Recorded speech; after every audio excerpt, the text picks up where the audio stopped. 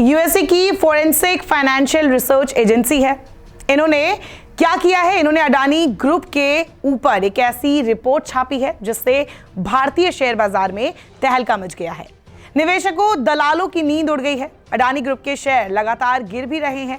खैर, इसके बारे में आपने बहुत दिनों से काफी कुछ सुना और पढ़ा होगा, लेकिन हिंडनबर्ग ने जो अपने 106 पन्नों में 88 सवाल उठाए हैं, उसमें एक तो यही है कि गौतम अडानी के साम्राज्य में 22 उच्च अधिकारियों में से 8 उनके परिवार के हैं, जिनका ग्रुप के हर फैसले पर कंट्रोल है, दबाव है।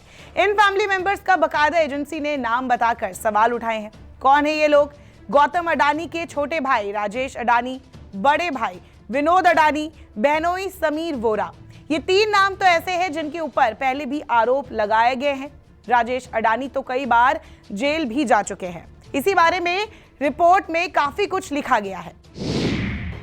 फर्म का आरोप है कि अडानी फैमिली मेंबर्स ने टैक्स हेवन देशों जैसे मॉरिशस, यूएई और कैरिबियन आइलैंड में विदेशी शेल कंपनियां बनाने में मदद की। नकली या अवैध कारोबार और शेयर बाजार में लिस्टेड कंपनियों से पैसा निकालने के लिए फर्जी इंपोर्ट एक्सपोर्ट डॉक्यूमेंट तैयार किए गए। आपको बता दें, शेल कंपनियां वो कंपनियां होती है जो कागजों पर तो होती है, लेकिन असल में इनका कोई वजूद नहीं होता।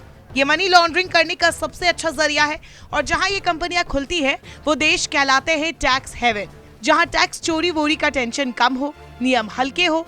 इसमें साफ तौर पर हिंडनबर्ग ने गौतम अडानी के बड़े भाई विनोद अडानी का नाम लिया है और कहा गया है कि विनोद अडानी से जुड़ी कई कंपनियां ऐसी है जो पेपर पर है लेकिन हकीकत में नहीं है। मतलब जैसे इसके कर्मचारियों के बारे में कोई जानकारी नहीं है, कंपनियों के फोन नंबर तक अवेलेबल नहीं है, ऑनलाइन भी इनके डिटेल्स मौजूद नहीं है।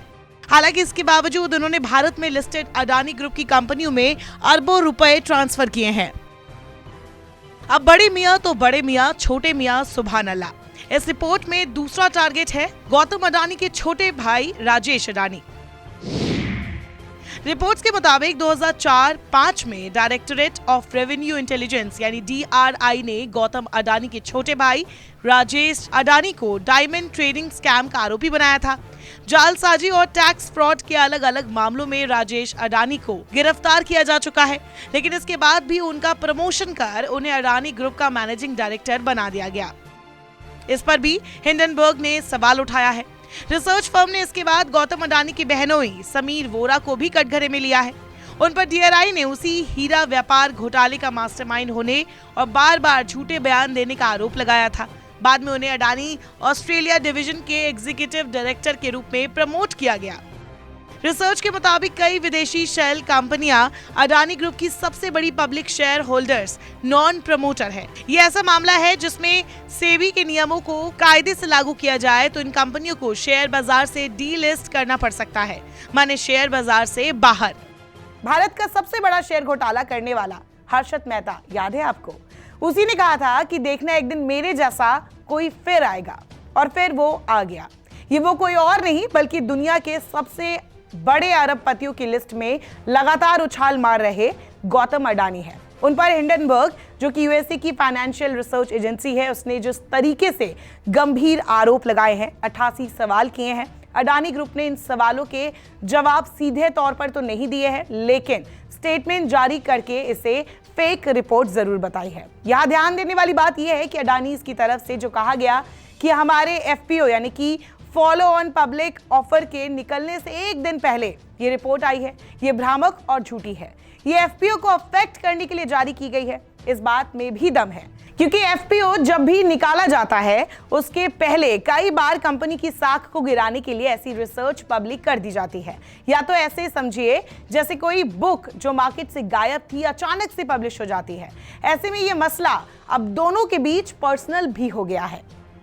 हिंडनबर्ग सिर्फ रिसर्च नहीं करती, ये कंपनी एक एक्टिविस्ट शॉर्ट सेलर है और इसके पास अडानी ग्रुप में शॉर्ट पोजीशन भी है। किसी भी शेयर को कम भाव पर खरीदकर उसे चढ़ने पर बेचना आमतौर पर शेयर मार्केट में मुनाफा कमाने का हिट फॉर्मूला माना जाता है। इसे ही शॉर्ट सेलिंग कहते हैं और यही काम करता है हिंडनबर्ग। मतलब जब इन्वेस्टर को लगता है कि भविष्य में शेयर की कीमतें गिरेगी और इससे फायदा होगा, एक्टिविस्ट शॉर्ट सेलर जैसे कि हिंडनबर्ग है, वो इन्वेस्टर्स को समझाते रहते हैं कि कंपनी ओवर वैल्यूड यानी कर्ज में डूबी है। जिस कंपनी पर ये शॉर्ट सेलर फोकस करते हैं उसके बारे में इस तरह की खबरें आने के बाद कई बार कंपनी का शेयर रसातल पर पहुंच जाता है और शॉर्ट सेलर इसी से पैसा कमाता है। आम शेयर होल्डर्स की खून पसीने की कमाई लुट जाए तो खबर अपने आप बड़ी हो जाती है, लेकिन अडानी जितने बड़े ग्रुप पर हेरा फेरी के आरोप ज्यादा गंभीर है, क्योंकि ये कंपनी भारत में दर्जनों बंदरगाहों, एयरपोर्ट्स, खदानों और बिजली घरों का संचालन करती है। तो अडानी का भविष्य भारत के कई महत्वपूर्ण सेक्टर्स के भविष्य के साथ भी जुड़ा हुआ है। फिलहाल हिंडनबर्ग ने जो सवाल उठाए हैं उन्हें जारी करके भले ही एजेंसी अपना मुनाफा कमाने की सोच रही हो जैसे कि दावा किया जा रहा है, लेकिन भारत के सबसे अमीर आदमी को घेरने के लिए उन्होंने जो मेहनत की है वो भी सबके सामने है। उन्होंने मिस्टर अडानी को चैलेंज कर दिया है, यूएसए आइए, लीगली निपटेंगे। देश में अडानी के शेयर भी गिर रहे हैं, देश में राजनीतिक माहौल भी गर्मा गया है, सेबी और आरबीआई से सवाल पूछे जाने लगे हैं। कुल मिलाकर अडानी के अच्छे दिन पर फिलहाल के लिए ब्रेक तो लग गया है। अब आगे देखना होगा कि क्या क्या होता है। नमस्कार, मैं हूं मानक गुप्ता। अगर आपको हमारा ये वीडियो पसंद आया हो तो इसे लाइक और शेयर जरूर करें, और हां, हमें सब्सक्राइब और फॉलो करना ना भूलें ताकि आप देश और दुनिया की कोई खबर मिस ना करें। तो जुड़े रहिए हमारे साथ और देखते रहिए न्यूज़ 24।